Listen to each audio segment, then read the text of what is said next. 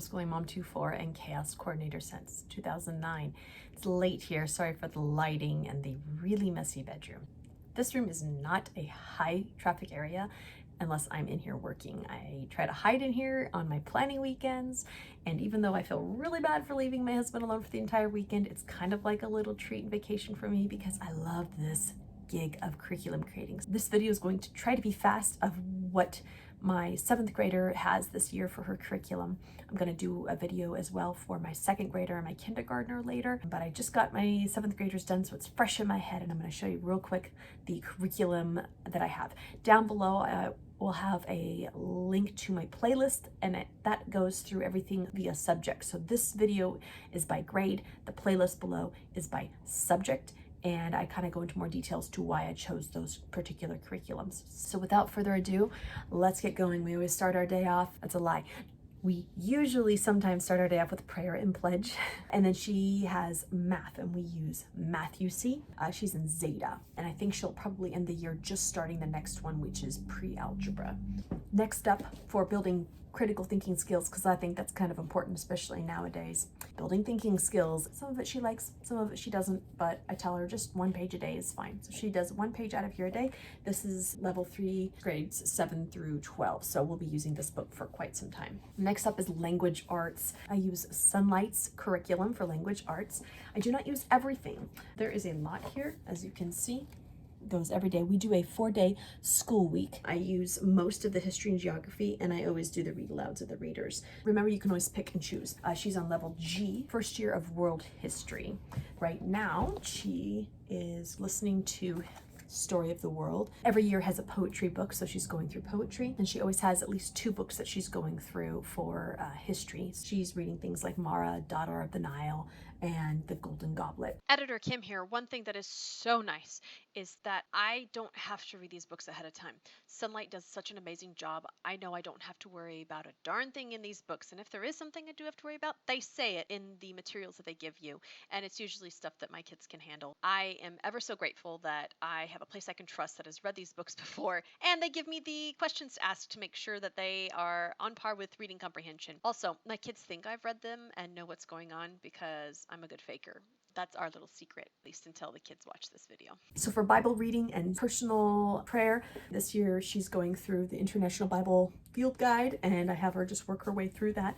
And then this is the Life of Christ. It goes through different parts of scripture, and it has contemplation. This comes from Disciple of Christ. So this covers Bible history and personal prayer life. Along those same lines, I don't have the full curriculum, but we do work our way through the books and discuss things. It can seem kind of controversial nowadays, although it wasn't meant to be when it was created a few years ago. So it's Theology of the Body. I'm working through from preschool all the way through, I'm not sure, I'll put here what grade it goes through.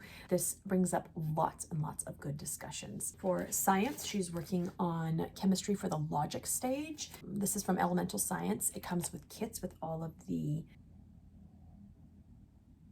pieces, all the supplies that you need for the experiments. For geography, this is the Draw the World series. This is an art K-12. It works you step by step on how to draw the whole world. I have the kids draw a couple pages a day, and then when they complete a map, I say, oh, go back and do it again. And this time, instead of doing 2 pages a day, do 5 pages a day. And the idea is that eventually you just get really good at freehanding the world. For whatever reason, the video cut out after that. No idea where it is and what happened. Sorry for the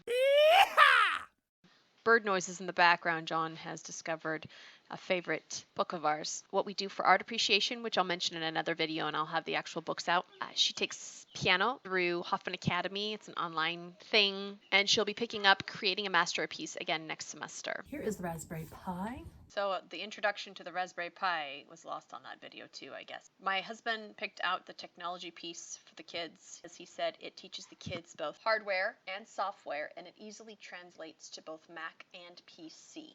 I think I said that right.